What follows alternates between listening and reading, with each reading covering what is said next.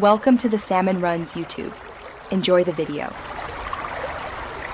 You will set up one helper column and the ranges first so formulas work reliably. Once done, decide if you have Excel 365/2021 with filter. If not, use index with match and aggregation. Make sure ranges are the same size and trimmed of spaces. Inconsistent formatting breaks multiple search logic. Begin typing the primary formula referencing the dataset and the multi-criteria lookup list. This first step establishes the exact cells the subsequent functions will interrogate. Now construct the core search. Create a Boolean array that marks rows matching any of your search terms. You do this by comparing the column to each term and combining results with addition for or behavior. Then coerce true/false into numbers using double unary or n.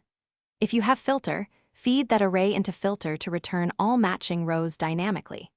If you don't, use index with small and row to extract multiple matches in order. This is slower but compatible across versions. Finish by locking your ranges with $ and copying the formula down or across. This ensures consistent references.